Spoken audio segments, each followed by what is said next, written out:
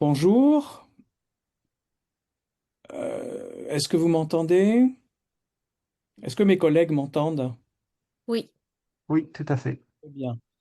Bon, il y a déjà un chat.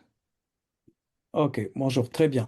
Bon, bah écoutez, on suppose que le public est déjà là. Donc, je me présente, je suis Carlos Reusch, directeur du département LLCE, comme langue, littérature et civilisation étrangère.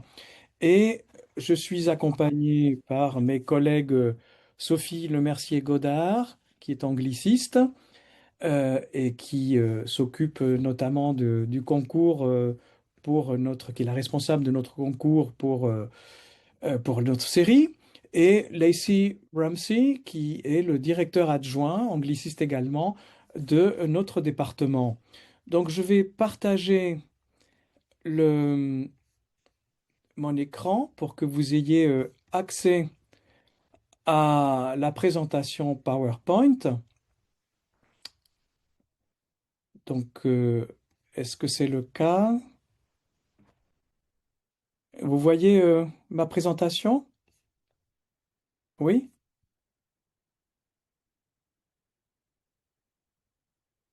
OK. Est-ce que vous m'entendez toujours? Vous m'entendez? Oui? Parfait. Bon. Et vous voyez le PowerPoint, hein? Vous pouvez faire comme ça de la tête pour... Bon, très bien. Bah écoutez, voilà, vous êtes donc dans la session du département des langues, littérature et civilisations étrangères. Nous allons vous présenter le département et les différents parcours possibles au sein de ce département. Et nous aurons ensuite un temps d'échange où nous pourrons répondre à vos questions. Et vous pouvez également poser des questions dans le chat. Alors, donc vous voyez l'adresse, l'URL de notre département, donc llce.ens-lyon.fr. Donc, vous aurez là toutes les informations complémentaires et déjà réponse à pas mal de questions que vous pourrez vous poser sur le département. Euh, Nous sommes aujourd'hui donc trois collègues avec des responsabilités au sein du département, mais sur ce site internet du département, vous trouverez les adresses e-mail de tous les responsables de chaque section et vous pourrez les contacter si vous avez des questions. Alors, dans le département des langues, nous sommes répartis en 7 sections, ici présentées par ordre alphabétique dans la deuxième diapositive. Ce sont les sections d'allemand, d'anglais, d'arabe, de chinois, d'espagnol, d'italien et de russe. La formation que vous suivrez à l'ENS, si vous nous rejoignez, est pluridisciplinaire. Vous suivrez des cours dans différents domaines, en littérature, en histoire des idées, en traduction, en linguistique et en histoire de l'art. On vous l'a déjà dit, évidemment, lors de la présentation globale. Le NS est organisé pédagogiquement en départements. Chaque discipline relève donc d'un département. Nous privilégions tout particulièrement le dialogue entre départements et entre disciplines, surtout dans les disciplines du département LLCE. Vous suivrez une formation à la recherche dans votre langue d'intégration ou de candidature, mais vous pourrez aussi suivre des cours d'autres disciplines dans d'autres départements. Cela peut être dans d'autres langues, mais aussi dans d'autres départements, d'autres disciplines que les étudiants venant des classes prépa connaissent bien, telles que l'histoire, la philosophie, la géographie, les sciences sociales, les lettres modernes, pour ne donner que quelques exemples. Depuis quelque temps, les langues à l'ENS se sont ouvertes aux humanités numériques, ce qui donne à nos formations une dimension extrêmement novatrice et tournée vers le futur. Des formations sont proposées en lien avec le CID, le Centre d'ingénierie documentaire de l'ENS, pour se familiariser avec des langages de programmation comme Python, le XML-TEI et tous les nouveaux logiciels pour l'appréhension et le traitement automatisé du texte et des langues, comme par exemple l'HTR, comme Handwritten Text Recognition, ou les logiciels de lématisation.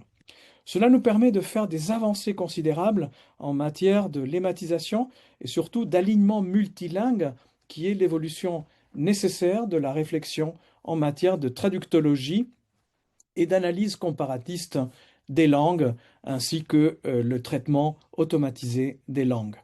À titre d'exemple, un de mes anciens doctorants, aujourd'hui docteur, a fait partie d'une équipe qui a mis au point un logiciel appelé eScriptorium, permettant entre autres la transcription semi-automatisée des manuscrits médiévaux hispaniques. Des cours pour non-spécialistes sont également proposés, ce qui peut vous permettre de vous initier à certaines matières un peu plus éloignées de votre cursus traditionnel, comme le droit, l'astronomie, l'écologie politique ou les sciences dures. Enfin, n'oublions pas que si vous êtes des passionnés de langue, au-delà de la langue de votre choix, l'un des points forts de l'ENS se trouve dans son CDL comme centre de langue qui propose des enseignements pour non-spécialistes à tous les niveaux, depuis les grands débutants jusqu'aux avancés. Et cela dans 13 langues, à savoir allemand, anglais, arabe, catalan, chinois, espagnol, français langue étrangère, italien, japonais, persan, portugais, russe et turc, ainsi que des cours thématiques en lien avec la culture de ces aires linguistiques.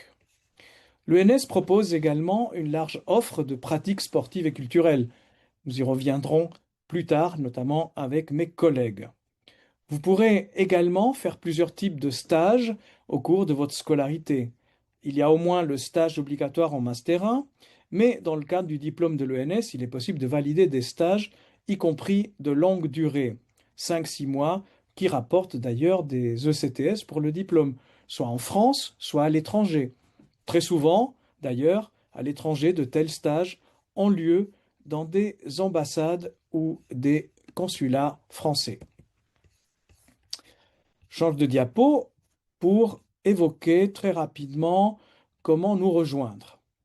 Donc, vous pourrez intégrer l'ENS par deux voies. Je fais un peu vite parce que ça a été déjà dit lors de la présentation globale, générale. Donc, la première voie, c'est le concours d'entrée. C'est le concours préparé par ceux et celles qui sont en classe préparatoire. Vous serez alors élève normalien avec le statut de fonctionnaire stagiaire et à ce titre, vous serez rémunéré avec un salaire mensuel de 1 400 € par an. Et vous signerez également un engagement décennal avec le service public, l'enseignement et la recherche au sein de l'Europe et au-delà pour certains domaines, notamment pour celui de l'enseignement. Je tiens à préciser que les 4 années de scolarité et par exemple les 3 années de contrat doctoral comptent bien entendu dans ces 10 années d'engagement décennal. L'autre mode d'accession, c'est sur dossier. Les candidatures ouvriront en mai sur une plateforme de l'ENS qui s'appelle Cadence, à laquelle vous accédez depuis le site de l'ENS. Vous pouvez candidater, que vous soyez en classe préparatoire ou à l'université. Le tout est d'avoir validé d'ici la fin de cette année 120 ECTS, c'est-à-dire 2 années dans le supérieur, ou bien 180 ECTS, c'est-à-dire 3 années dans le supérieur. Si vous êtes retenu sur dossier, vous serez alors étudiant normalien. Même si un grand nombre de candidats sont issus des classes prépa, la présidence de l'ENS, d'ailleurs ça a été dit tout à l'heure, n'entend point faire de ce mode d'accès à l'ENS un concours bis. Il s'agit d'une véritable ouverture à tous les étudiants ayant accompli un premier cycle d'études et qui, excellents dans une langue et culture étrangère, souhaitent intégrer l'ENS pour suivre une formation dans cette langue, menant par exemple à l'agrégation pour enseigner dans le secondaire ou en classe préparatoire, ou bien à la maîtrise de conférences dans une université en France ou à l'étranger. La candidature à l'ENS en langue via la plateforme Cadence revêt donc un caractère très disciplinaire. Les candidats sont retenus en vertu de l'excellence de leur formation initiale dans la langue de leur choix et aussi en vertu de leur projet de recherche et de professionnalisation dans cette langue qui sera exprimé dans la lettre de motivation. Je précise que vous ne pourrez pas candidater dans notre département par le biais de la plateforme Mon Master. Nous n'avons pas ouvert cette possibilité et donc le seul moyen de candidater sur dossier est par le biais de cette plateforme Cadence dont je viens de parler. Que vous soyez reçu sur concours ou sur dossier, donc que vous soyez élève ou étudiant, vous suivrez la même formation et aurez les mêmes opportunités. Nous ne faisons aucune différence entre les élèves et les étudiants. Ils sont pour nous tous des normaliens. Vous serez inscrit à l'ENS pour 4 années ou 5 années si vous prenez une année de césure au cours de votre scolarité. Dans certains cas, beaucoup plus rares, certains étudiants ne sont inscrits que 3 ans et je parlerai de cette situation plus loin. À l'issue de votre scolarité, vous validerez le diplôme de l'ENS. Alors, je vais changer de diapo pour parler du diplôme de l'ENS. Lors de votre première année, vous serez à l'ENS à Lyon donc, et vous serez toutes et tous inscrits à ce diplôme de l'ENS, qui est un diplôme qui se valide en 4 ans, et dans certains cas, j'y reviendrai, en 3 ans. Selon votre situation, vous serez inscrit soit en L3, en licence 3, si vous avez validé 2 années dans le supérieur à la fin de cette année, ou si vous êtes admis au concours en carré, et donc vous avez validé l'équivalent de 120 ECTS. Ou bien en pré-master, si vous avez validé 3 années dans le supérieur à la fin de cette année, ou si vous êtes admis au concours en cube, et donc vous avez validé l'équivalent de 180 ECTS. Pendant cette première année, la majorité des cours ont lieu à l'ENS, avec quelques cours à Lyon 2 ou Lyon 3, en particulier pour ceux et celles qui sont en L3. En deuxième année, vous partirez en mobilité internationale à l'étranger avec une aide financière de l'ENS pour ce qui est du transport. Et durant cette année, vous validerez votre M1 en étant inscrit dans une université étrangère, système Erasmus pour l'Europe et convention bilatérale pour le reste du monde. Alors, quelques précisions sur les admissions sur dossier, sur cadence. En anglais, en espagnol et en italien, c'est la même situation que pour ceux et celles qui intègrent par le biais du concours. Vous candidatez pour faire une L3 ou un pré-master pendant la première année d'école et vous passerez la deuxième année d'école à l'étranger. La situation est un peu différente pour les 4 autres langues, l'allemand, l'arabe, le chinois et le russe. Pour ces langues, il est possible de candidater sur dossier en L3 et en pré-master, mais aussi en M1. Il faut bien réfléchir avant de faire ce choix dans ces 4 langues, car si vous intégrez en M1, vous serez à l'ENS à Lyon pendant votre première année d'école et votre scolarité à l'ENS sera uniquement de 3 années au lieu de 4 années pour ceux et celles qui intègrent en L3 ou pré-master. Pendant ces 3 années, vous devrez valider un M1 en première année à l'école, un M2 et vous passerez une année à l'étranger.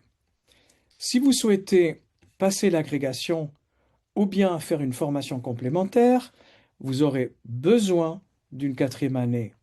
Donc, dans ce cas, une inscription en M1 n'est pas du tout recommandée. Et il est très conseillé, en revanche, de candidater en pré-master pour pouvoir bénéficier de 4 années de scolarité. Donc, n'hésitez pas à contacter les responsables de section en amont pour savoir quelle candidature est la mieux adaptée pour vous. Au cours de votre scolarité, vous validerez toutes et tous un master recherche en 2 ans, master 1 et master 2. Pour ce master 1 et pour ce master 2, vous suivrez des cours et vous devrez rédiger un mémoire de recherche chaque année. Au cours de votre scolarité, vous ferez également un ou plusieurs séjours longs à l'étranger, soit pour suivre des cours comme étudiant, soit pour enseigner comme lecteur ou lectrice de français. L'ENS dispose de nombreux partenariats un peu partout dans le monde, comme vous le voyez sur cette carte, et vous pourrez tout à fait en bénéficier. C'est l'un des grands atouts de l'ENS de Lyon. Comme vous pouvez voir, vous avez l'Amérique du Nord avec le Canada, les États-Unis, essentiellement la côte Est, le Mexique, Cuba, la Colombie et ensuite le Brésil, l'Argentine et le Chili. Donc vous voyez, c'est quand même considérable. Mais également l'Afrique, l'Europe évidemment et l'Asie. Bref, tous les continents sont représentés. En anglais, allemand, espagnol, italien, un séjour à l'étranger d'1 an est prévu nécessairement en deuxième année d'école. Et c'est durant cette année que vous validerez votre Master 1. En arabe, chinois et russe, le séjour à l'étranger peut être placé plus tard dans la scolarité. Selon votre parcours, il sera possible de répartir ultérieurement une deuxième année à l'étranger. Ça, c'est à voir au cas par cas. Outre le master recherche M1 et M2, qui est commun à toutes et à tous, plusieurs parcours sont possibles. Ceux et celles qui se destinent à l'enseignement secondaire ou supérieur et ou à la recherche pourront préparer l'agrégation, concours d'enseignement, et ils valideront pour ce faire un master professionnel appelé Master 2 FEADEP.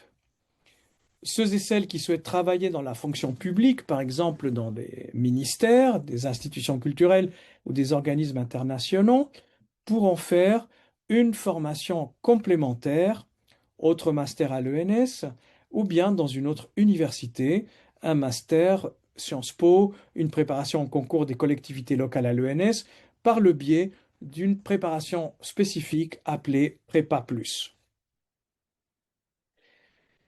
Cela me conduit à dire quelques mots sur les débouchés de notre formation.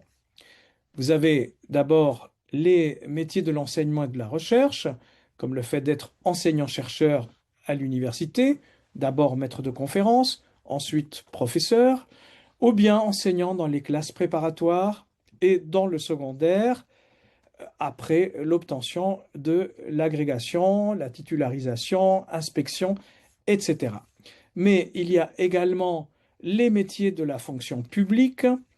Là, il est possible de poursuivre une carrière dans la fonction publique au sein de grandes institutions, dans des ministères, en particulier le ministère des Affaires étrangères, le ministère de l'Éducation, de la Culture, et bien d'autres, dans des ambassades, dans des instituts français à l'étranger, etc., dans des institutions européennes. Il est également possible de travailler dans les collectivités locales et territoriales. Et évidemment, tout cela, ça compte pour les élèves qui ont signé un engagement décennal. Mais il y a également les métiers de la culture. Il est possible de travailler dans des organismes culturels publics tels que des musées, des théâtres, des radios publiques, etc. Et on a également les métiers de la traduction.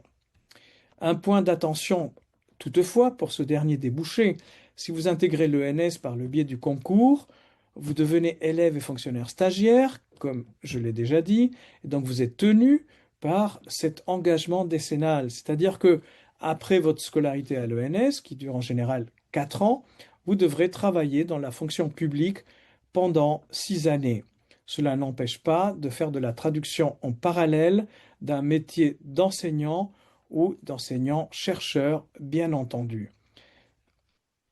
Il existe évidemment la possibilité d'être interprète dans des entités publiques, mais si on veut être franc, il n'y a pas énormément de postes disponibles. Je précise tout de même que les étudiants qui sont admis sur dossier n'ont pas cette obligation de travailler dans la fonction publique, puisqu'ils n'ont pas d'engagement décennal, et eux peuvent effectivement aller très librement vers les métiers de la traduction. Alors, j'aimerais vous montrer l'ENS, les langues à l'ENS, le département LLCE, en quelques images. Et je vais commencer par une petite vidéo qui a été tournée l'an dernier par des Anglais, des élèves en anglais, Charlotte Bresciani et Léa Chawa, qui ont préparé cette petite présentation qui est très intéressante car c'est le retour des étudiants en langue en première année, comment ils ont vécu ou comment ils étaient en train de vivre leur première année. Je tiens d'ailleurs à remercier ces élèves de première année qui ont eu l'idée de réaliser ce projet audiovisuel que je vous propose de regarder maintenant ensemble.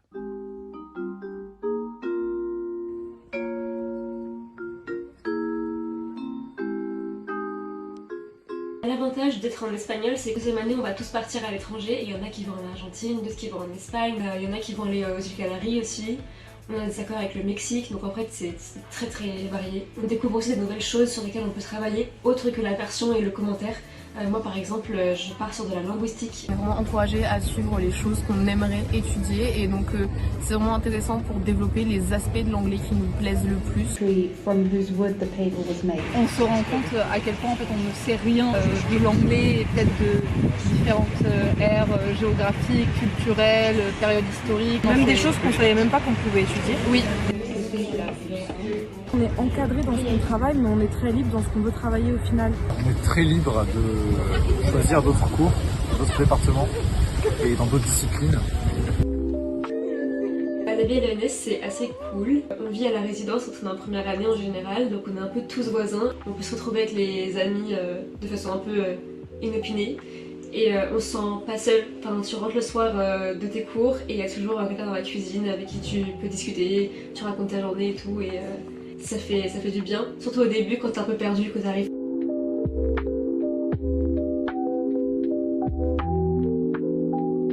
On connaît pas les gens en arrivant, donc c'est un peu bizarre parfois, il faut s'adapter à des nouvelles personnes, de nouvelles personnalités aussi.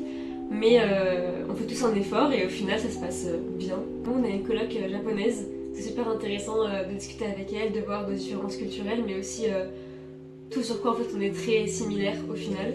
Et c'est super chouette de voir aussi sur quoi elle travaille elle, qu'est-ce qui l'a intéressée en France, qu'est-ce qu'elle aime quand on est à la coloc ensemble. Moi ce que je savais pas c'est que l'ENS offrait quand même beaucoup d'activités. Donc on peut faire du sport, on peut faire partie d'associations, on peut faire de la danse, on peut faire du pilates, on peut faire plein de choses.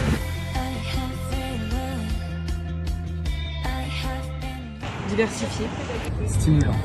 Enrichissant. révélateur de beaucoup de choses. On apprend beaucoup sur soi. Je pense que je m'attendais pas peut-être à la bonne ambiance. On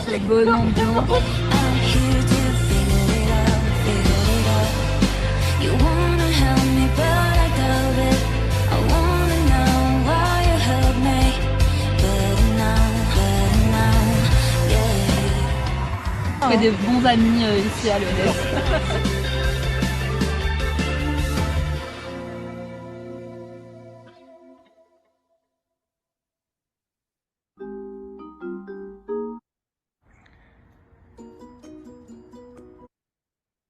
Voilà, donc pour cette présentation réalisée par les acteurs eux-mêmes de cette première année. Je voulais également vous parler de la bibliothèque et du département des langues, car les langues sont vraiment très bien représentées au sein de la bibliothèque interuniversitaire de l'ENS, l'un des pôles documentaires majeurs du monde universitaire français, avec plus de 1,2 million d'ouvrages, des collections de périodiques et une grande salle avec des ouvrages et des manuels en libre accès entièrement dédiés aux 7 langues de notre département et surtout avec un prêt entre bibliothèques qui fonctionne très bien. Nous sommes la seule université de France avec des ovins, peut-être. voici au fond la grande aile de la bibliothèque. C'est la parenthèse, c'est un lieu de sociabilité au sein de la bibliothèque. Et voici la salle des langues avec tous ces rayonnages, langue après langue. Là, on voit l'espagnol, le portugais, ensuite il y a l'italien. Donc, il y a aussi des petites salles de travail individuelles. On peut s'isoler, ou les étudiants peuvent s'isoler. Donc, c'est vraiment des conditions de travail extraordinaires. Au fond, c'est tout l'anglais. Donc, vous voyez, il y a beaucoup de grande présence de l'anglais. Tout ça, ce que l'on voit, c'est la salle de travail dédiée aux 7 langues que vous voyez ici, russe, portugais, espagnol, italien, allemand et anglais américain. Donc notre département est également très présent dans les activités de recherche et les enseignants-chercheurs se répartissent sur 4 structures de recherche ou laboratoires avec une production scientifique tout à fait substantielle à laquelle sont associés très rapidement les étudiants. Et ça, c'est une des particularités de l'ENS, notamment par le biais des organes de publication et valorisation de la recherche. Ainsi, les activités de notre département sont présentes dans 5 revues qui sont distribuées dans la librairie de recherche de l'ENS.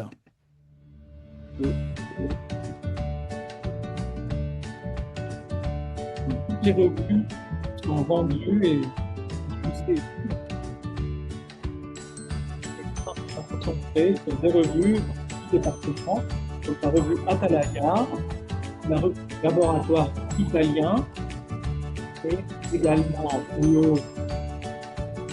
la revue Arte, humaine, la revue Beau, et la revue, enfin, Cahier d'études hispaniques médiévales. Donc, parmi ces revues, il ne faut surtout pas oublier une revue qui n'est pas distribuée dans la librairie, parce que c'est une revue totalement en ligne, mais qui nous intéresse beaucoup parce que c'est la revue appelée La Clé des langues, qui est une revue publiée sous la houlette de la DGESCO du ministère de l'Éducation nationale et qui permet à beaucoup de nos étudiants de publier dans une revue à comité de lecture, ce qui leur rapporte des ECTS pour leur diplôme. Ça aussi, c'est une des particularités de la formation à l'ENS, mais surtout un espace de publication, de valorisation et de reconnaissance internationale de leurs recherches. Je pense que l'ENS est une des rares universités en France à pouvoir offrir cette possibilité à ses étudiants de publier souvent leur premier article scientifique dans le cadre d'une revue avec comité de lecture, donc une revue complètement reconnue par la communauté scientifique. Tout cela, la librairie par exemple, et bien d'autres choses se trouvent dans le bâtiment Buisson, qui est un espace de recherche accueillant notamment l'Institut français de l'éducation, qui s'intéresse particulièrement à l'histoire de l'enseignement des langues vivantes et dispose d'une collection importante de bustes des humanistes français, depuis ceux du Moyen Âge, depuis Alcuin et Gersan, jusqu'à Jean Massé, en passant par de grands noms des humanités françaises, qui souvent ont donné leur nom au lycée préparatoire que certains connaissent ou ont connu. Montaigne, Descartes, Diderot, Fénelon, Condorcet, etc.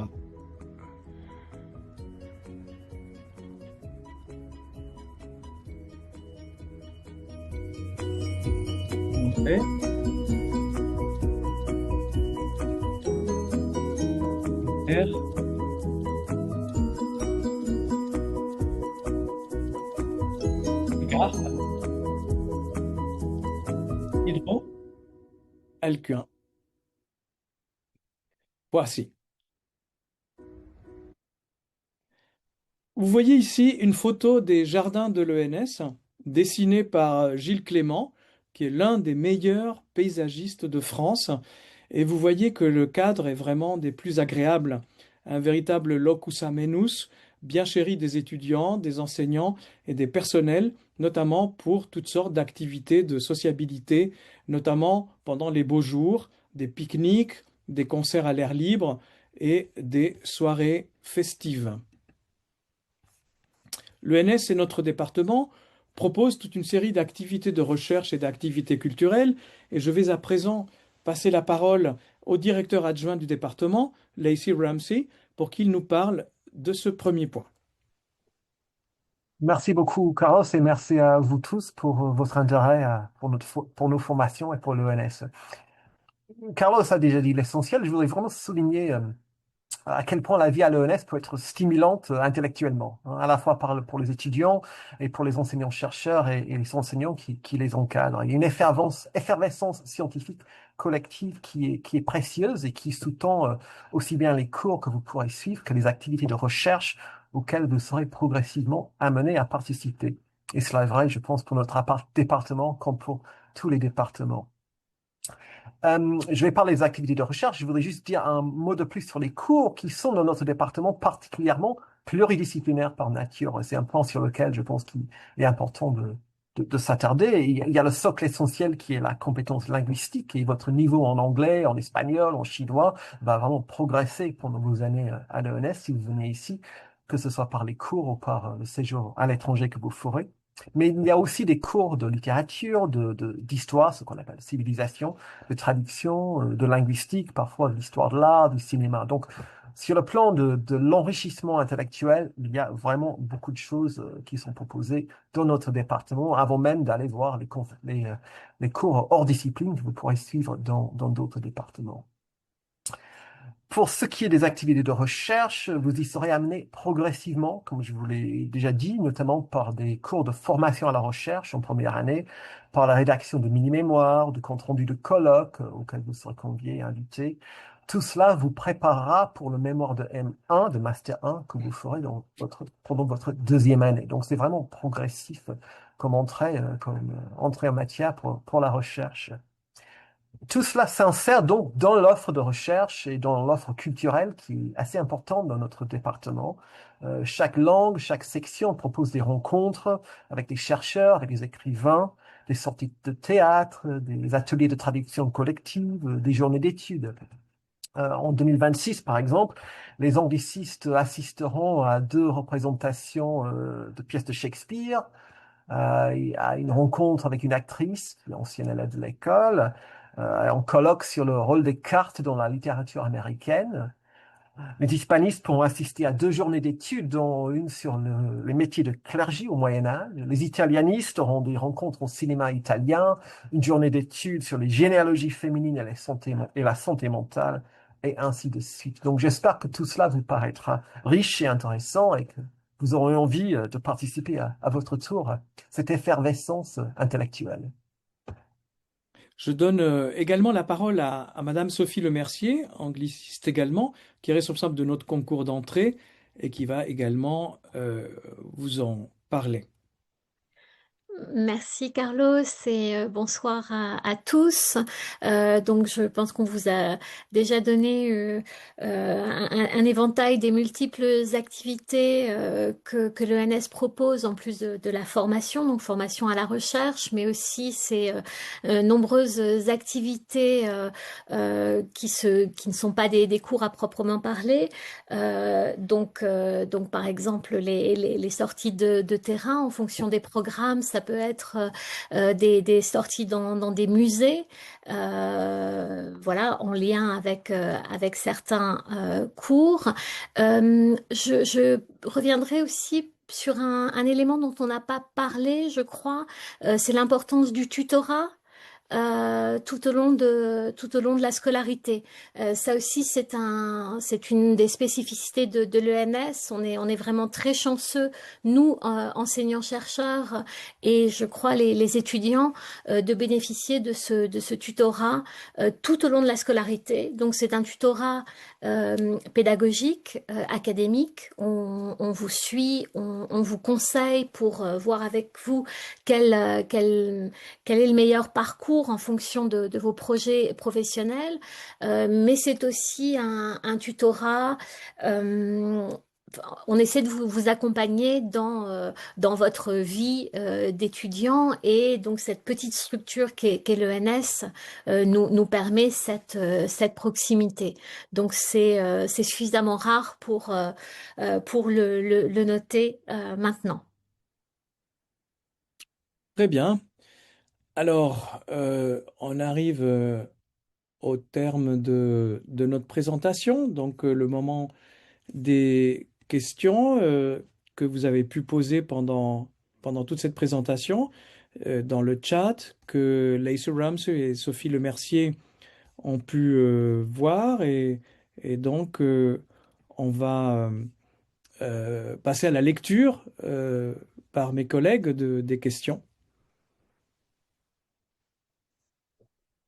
Donc, est-ce que vous avez des...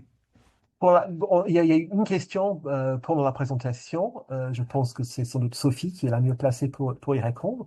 Et puis il y a d'autres qui commencent à arriver. Donc n'hésitez pas, si vous n'avez pas encore posé des questions, n'hésitez pas à l'ajouter au chat. Est-ce qu'il était possible de se présenter, de candidater, donc via la plateforme de Cadence, comme Monsieur Hoche nous le rappelait tout à l'heure, si l'on vient de l'université? Donc la réponse est oui, tout à fait.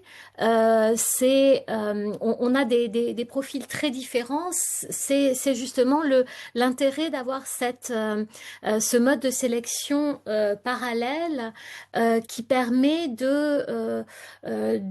d'admettre des étudiants qui ont un parcours un peu différent, qui n'est pas forcément celui des classes préparatoires, mais pour autant qui peut être un parcours d'excellence avec des étudiants qui sont passés par l'université. Donc oui, c'est tout à fait possible. Et ce qui ne veut pas dire non plus que des étudiants qui passeraient le concours et qui candidateraient parallèlement aussi à une admission sur dossier, donc des étudiants qui seraient en classe préparatoire, ne sont pas considérés. En fait, pour cette procédure de recrutement sur dossier, on a à la fois des étudiants qui postulent et qui sont en classe préparatoire, mais aussi des étudiants qui viennent de l'université. Oui, à ce sujet, si je peux intervenir, je tiens à préciser que pour la campagne, la dernière campagne, celle de 2025, on a, en espagnol, on a accueilli quatre étudiants grâce à Cadence. Et sur ces quatre étudiants, deux venaient de l'université. C'est-à-dire la moitié des reçus sur dossier sont des candidats étudiants qui n'avaient strictement rien à voir avec les classes préparatoires, d'ailleurs n'avaient jamais euh, foulé les salles de cours d'une classe préparatoire. La moitié.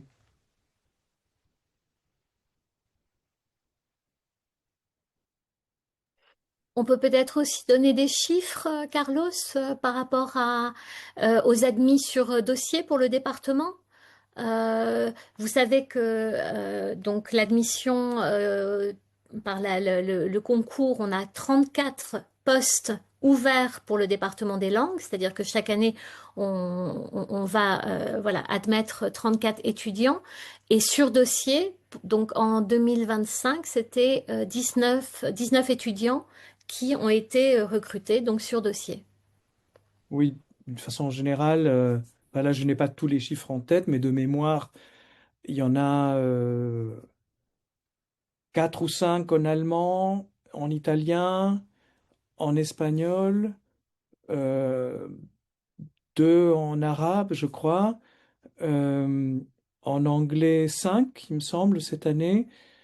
Donc voilà, ça se répartit de manière assez harmonieuse entre les sept langues. Et ça dépend véritablement des profils et des dossiers. Donc on n'a pas de quota, mais c'est la commission d'admission qui sélectionne ces dossiers.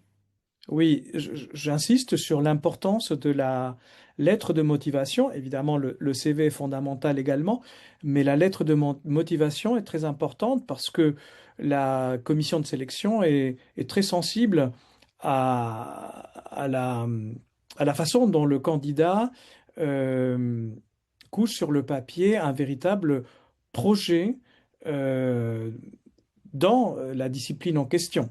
Hein. Donc, comment déjà, s'il y a un projet de recherche dans un domaine précis, des intérêts, donc quelque chose qui montre véritablement que le candidat est véritablement installé dans les études de LLCE dans une langue donnée. C'est-à-dire que vraiment, on voit la personne qui, euh, qui n'attend que ça, de continuer l'approfondissement dans une langue donnée, dans une langue et une littérature étrangère donnée, euh, et ensuite aller vers l'agrégation, vers une thèse, avec des projets de recherche. Donc c'est vraiment ce type de parcours qui est le parcours type pour les candidatures sur dossier. Il y a une question sur la mobilité. Bonsoir, pour la deuxième année d'études à l'ENS, vous aviez évoqué une aide pour le transport. Y a-t-il aussi une forme d'aide pour le logement? Par rapport au financement de votre mobilité, il y a deux cas de figure. Si vous êtes élève fonctionnaire, en général, les élèves qui partent à l'étranger gardent leur salaire, ils gardent leur traitement et ça leur permet justement de faire face aux frais de la vie, aux frais courants comme le logement. Pour les étudiants normalement, donc qui ne reçoivent pas de salaire, il y a une bourse de transport qui est fournie par l'ONS, en effet. Pour ce qui est d'autres aides, il y a des bourses plutôt externes. Il y a les bourses Erasmus, notamment, que nous gérons, mais qui ne sont pas sur les fonds de l'ONS. Il y a des bourses de la région aussi. Donc, il y a des financements auxquels nous vous aiderons à candidater, mais il n'y a pas de financement spécifiquement dirigé vers les frais de logement. Mais s'il s'agit d'un candidat boursier, à ce moment-là, les aides sont bien plus faciles à obtenir. Très bien. Merci. Ensuite, euh, pour le logement, enfin non, on va faire ça plutôt dans l'ordre. Il y a une question sur la littérature comparée. Euh, J'aimerais faire de la littérature comparée. Est-ce possible et comment y parvenir? Dois-je d'abord choisir une langue principale? La littérature comparée, je vais dire un mot, Carlos, vous allez peut-être ajouter, tu vas peut-être ajouter quelque chose. Ça ne relève pas du département des langues. La littérature comparée s'étudie au sein du département des lettres. Donc, si vous êtes dans le département des langues, vous pourrez suivre des modules de littérature comparée en tant que non spécialiste. Mais si vous voulez faire la littérature comparée comme matière principale, il vaudrait mieux vous diriger vers le département des lettres. Oui, tout à fait, je confirme ce que mon collègue vient de dire, euh, mais j'apporte quand même une précision. C'est qu'effectivement, si quelqu'un qui veut faire de la littérature comparée, qui est une discipline universitaire, forcément, il faut aller dans une section de littérature comparée. C'est une discipline. En revanche, ce que beaucoup de linguistes, d'étudiants de notre département font, c'est du comparatisme. C'est-à-dire que sont nombreux les sujets, par exemple, de thèse, euh, où il y a une composante littérature comparée importante. C'est-à-dire qu'il y a des sujets de thèse où on peut, par exemple, partir d'une philologie donnée, par exemple la littérature anglaise, et on va mettre en relation tel sujet de littérature anglaise avec une production d'Amérique latine ou d'Allemagne. C'est-à-dire que c'est tout à fait faisable. L'un des atouts de notre discipline, c'est qu'elle est extraordinairement ouverte et que on peut faire quelque chose qui ressemble à de la littérature comparée, tout en relevant euh, scientifiquement et pédagogiquement du département des langues. Car j'insiste sur le fait que ce qui est déterminant, c'est la thèse, et nous avons déjà vu des contrats doctoraux qui ont été accordés à des candidats de notre département qui avaient des sujets comparatistes. C'est-à-dire que, en conclusion, vous n'êtes pas obligé de quitter le département des langues pour faire de la littérature comparée. D'accord? Mais ce n'est pas la même chose être dans la discipline littérature comparée qui relèvent du département lettres et arts et faire du, du comparatisme au sein de notre département LLCE. Et ça, c'est tout à fait possible. J'ai en tête des exemples récents de thèses qui étaient tout à fait comparatistes, avec parfois même une codirection, avec un hispaniste d'un côté et un comparatiste de l'autre. Vous voyez, donc le système LLCE est très ouvert et permet ce genre de choses.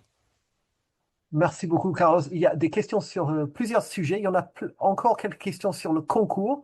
Donc, Madame Merci Godard va répondre à ces questions tout à la fois.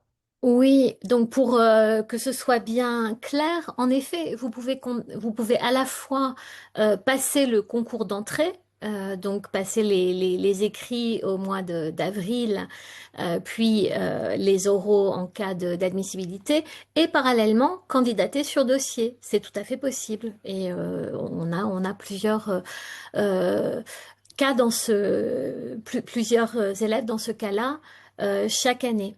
Une autre question, c'était le nombre d'admis sur dossier en anglais. Alors ça revient à ce qu'on disait tout à l'heure, c'est variable en fait, ça dépend vraiment des candidatures. Donc en général, c'est plutôt, ça peut être une, deux personnes. L'année dernière, donc en juin 2025, on a eu cinq admis. Bon, là, c'était vraiment, on était dans la fourchette haute. En général, c'est souvent moins, puisque on a souvent aussi des promotions assez nombreuses par le concours d'entrée. Et enfin, une autre question qui porte sur les notes, l'importance des notes obtenues au concours, donc à l'écrit et éventuellement aux oraux pour ces dossiers de candidature. Euh, les notes sont prises sont prises en compte, mais, mais elles ne sont pas prépondérantes, puisque l'intérêt d'un dossier, c'est d'avoir une personnalité, un parcours général. Donc, donc on va être très attentif à d'autres éléments, et notamment à la lettre de motivation et à votre projet. Voilà. Il y avait aussi une question sur le nombre d'étudiants en espagnol par promotion. C'est sans doute Carlos Ruiz qui est le mieux placé pour répondre à cette question. Oui, donc si on prend les 2 dernières années, on a des promotions assez importantes. Si vous voulez, traditionnellement, si je regarde la moyenne des 15-20 dernières années, on avait une moyenne de promotion de 7-8 élèves, donc des gens qui intègrent par le concours. Et maintenant, la moyenne serait plutôt aux alentours de 9-10. Nous avons des promotions de 9-10 élèves. Cette année, par exemple, la promotion 2025 est donc de 10 élèves et 4 étudiants. Donc, promotion de première année de 14 normaliens. Merci beaucoup. D'autres questions? Donc, il y avait une question sur les frais de scolarité quand on part dans une université britannique. Qu'en est-il, c'est Ronald Goulivo, qu'en est-il des frais de scolarité dans les universités étrangères comme Oxford ou Cambridge, par exemple? Si vous partez dans le cadre d'un échange universitaire, c'est ce que vous ferez, il n'y a pas de frais. C'est l'intérêt même c'est le principe même de l'échange universitaire, c'est que quand vous partez à Oxford, à Cambridge, à Édimbourg, à Madrid, il y a pas de frais à payer. Et c'est la même chose pour pour les étudiants étrangers qui viennent à l'ENS. Donc, rassurez-vous sur ce point. Il y avait aussi une question, euh, euh, voilà, ah non, une question sur sur le logement. Euh, Non, je crois qu'on a dit ça. C'était juste en complément euh, de, de ta présentation sur les bourses et sur la question du transport. Sur le logement, on peut préciser aussi que les premières années sont logées en priorité sur la résidence de l'ENS. Et donc, ce sont des tarifs Crous, donc des tarifs qui sont abordables, très abordables par rapport aux tarifs du privé à Lyon.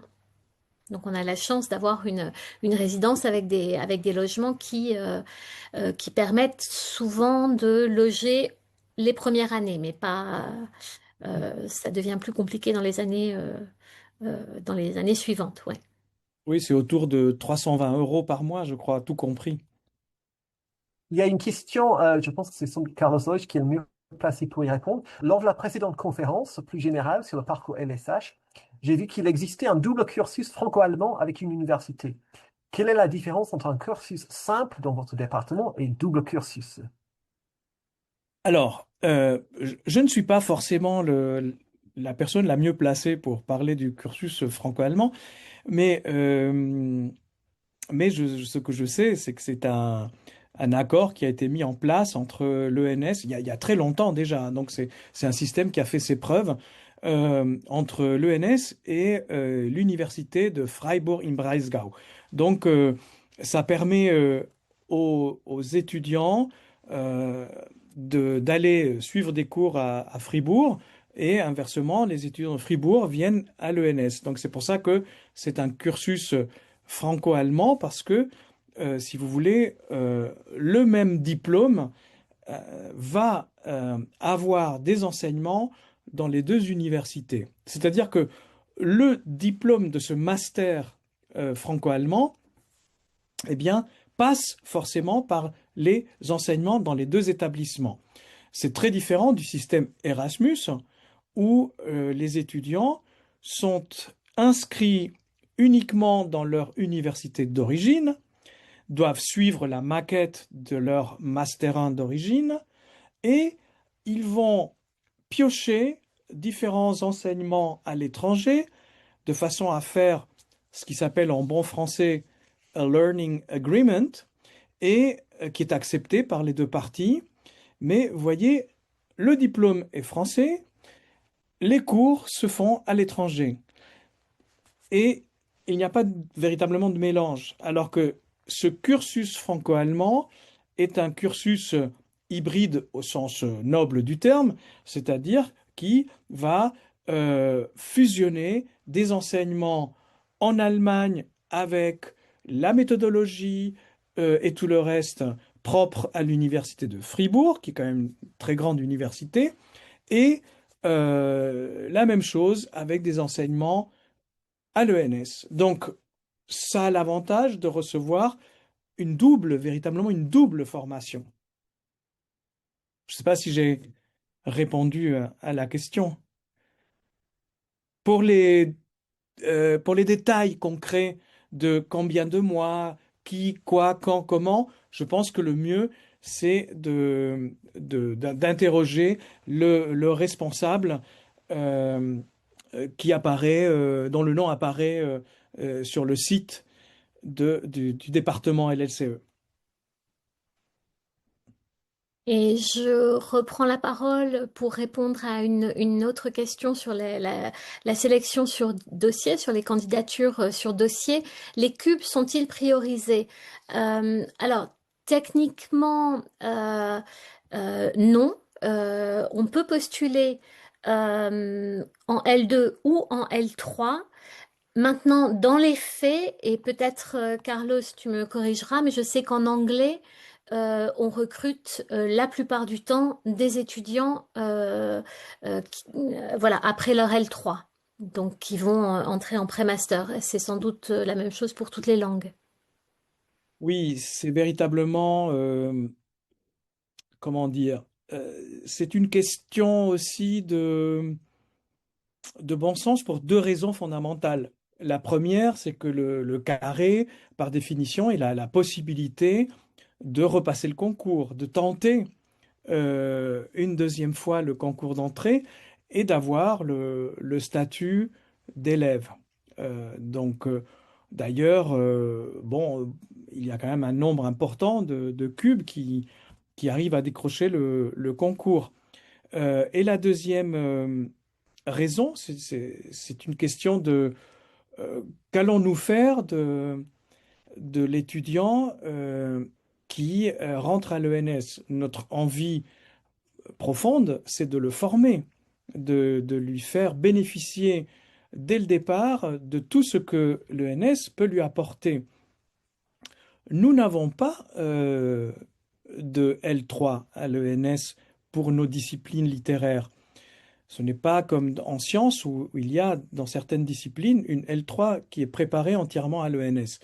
Donc ça veut dire que si on prend un étudiant en L3, cet étudiant va passer une grande partie de son temps avec l'université partenaire, que ce soit l'université avec laquelle on a une convention, donc que ce soit Lyon 2 ou Lyon 3. Donc c'est pour cela que il semble plus logique qu'une candidature de quelqu'un qui a déjà 180 ECTS et qui va être directement en pré-master, eh bien, soit plus logique qu'une candidature de quelqu'un qui doit encore faire son NL3, quoi. Mais encore une fois, il n'y a pas d'interdit, c'est-à-dire que on l'a déjà fait, on l'a déjà vu. Parfois, il y a des dossiers euh, excellents, notamment de personnes qui viennent du concours BL. Et dans ce cas très précis d'un concours BL de gens qui veulent passer d'une certaine manière en AL, eh bien là, si le dossier est vraiment excellent, on l'a déjà fait par le passé. Ça peut être une bonne candidature qui va être prise pour la licence. Oh, nous avons fait le tour des questions qui ont été posées jusqu'ici, sauf erreur de ma part, mais il reste quelques minutes, donc s'il y a une question qui vous taraude, si vous n'avez pas encore osé poser votre question, n'hésitez pas.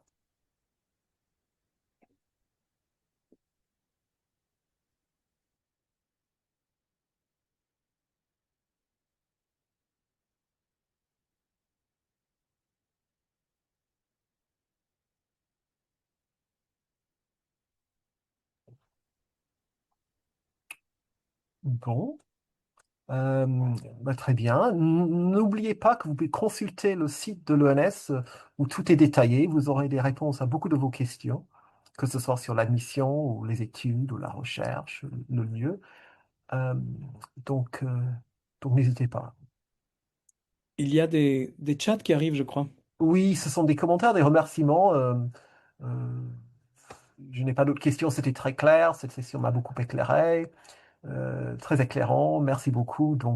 Merci pour vos retours. Ça nous est très utile de savoir et ça nous est très agréable aussi de savoir que ça Mm. vous a été intéressant. Et comme c'est vrai qu'il y avait aussi beaucoup d'informations, c'est peut-être beaucoup de choses à assimiler en un temps aussi court, le NS nous rappelle que cette petite vidéo sera mise en ligne sur le site prochainement et même sur la chaîne YouTube de l'ENS. Donc vous pourrez la revoir à loisir pour les détails qui vous ont échappé. Oui, en effet, ça c'est très important, hein.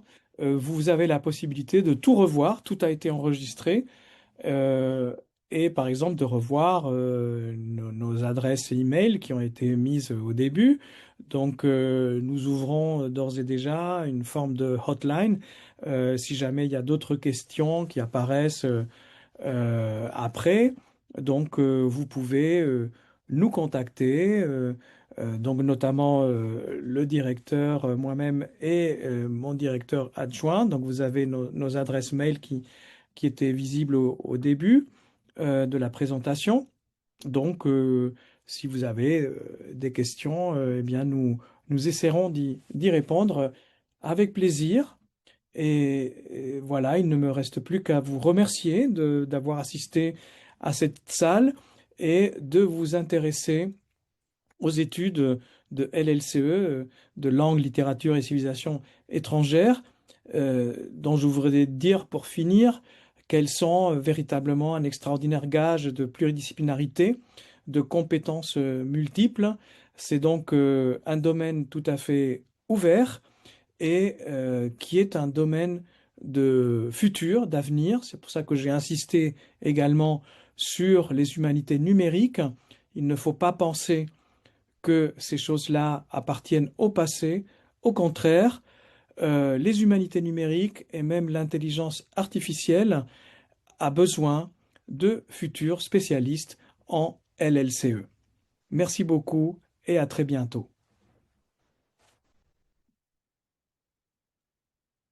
Au revoir, à bientôt. Au revoir, à bientôt.